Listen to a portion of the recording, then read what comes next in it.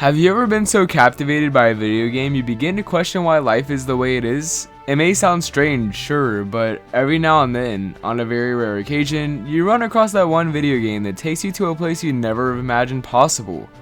A world where you could be free, in a real world full of hatred and violence, where you could be so focused in that you forget life around you. That experience is the one that The Legend of Zelda The Wind Waker brought to the table for me. It all started out on October 4th, 2013, the day that everybody and their grandmother convinced me to get this game. It was announced in a Nintendo Direct in the January prior to launch, a mere 9 months before that. I had much time to decide if I wanted it or not, but did I get excited? I went in with super low expectations. I never played a Zelda game, and with that said, I am beyond grateful to call The Wind Waker HD the first. Not only did it start a collection in my room, but it marked the beginning of many incredible adventures that had yet to come. The Wind Waker holds a very special place in my heart, and it all started out at the very beginning, the start of all the exploration that was about to happen. Link becomes awoken on his birthday and was given a telescope as a gift by his little sister. Her name is Errol, and she just seems like that perfect little sister that none of us have ever had. Me and my sister argue a lot, at least we used to. But the bond shared between Link and Errol is so lighthearted and innocent. They're only kids, they're carefree and joyful, and it made me happy to remember those days through this game.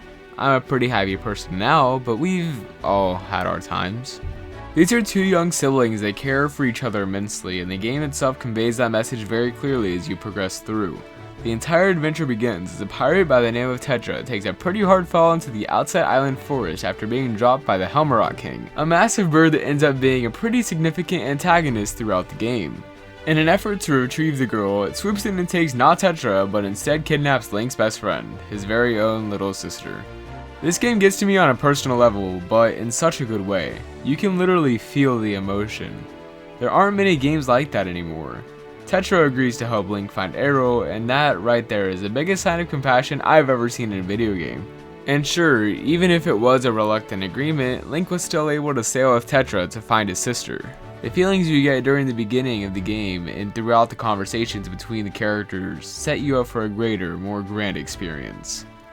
That's all you need to know about the plot, because that isn't the main point I'm trying to convey with this video, but instead I want to talk about the journey getting to that point, on the way to rescue Errol and eventually some others, in a physical and an emotional kind of way. I say that because, no, the entire game is not all sword fighting and dungeons.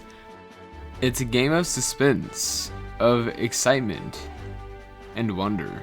But the togetherness that is shared between Link, his grandmother, and the village people as he sails away to save not only his sister, but the world itself, really give away the emotion you can see and feel during the game. That was the first time I was ever able to say with confidence that I got chills from a video game. It's a very rare feeling. But alas, right after, a greater mission becomes more apparent. What is it about sailing around the Great Sea, exploring the dungeons, or collecting rupees that makes this experience so satisfying? There are many things I adore about this game, but in the end, there's one thing that shines the brightest. Here's what The Wind Waker HD has taught me. Life may be rough sometimes, but that's okay. And yeah, sometimes it may seem every corner you turn is just a bunch of darkness with no way out. You may feel trapped at times, but if you have a mission or a goal, something you want to accomplish, you shouldn't give up. Work at it. It may take days, weeks, months, even years. Life can feel that way sometimes. But while you're on your way to the top, have a little fun. Go on an adventure and explore. There's a whole world out there for you, and it's yours. You gotta make it yours. Give yourself a name, and in the end, you may not be able to control the wind, but you would be able to accomplish something greater, gaining the confidence needed to be the best you can be. Find the light in the dark situation and appreciate every moment given to you. It may seem difficult, and sometimes for me it still is. But with a game like this to look back and reflect on, it reminds me of how inspiring a story like this can really be. It's the story of a small boy, but dang, is the adventure worth it.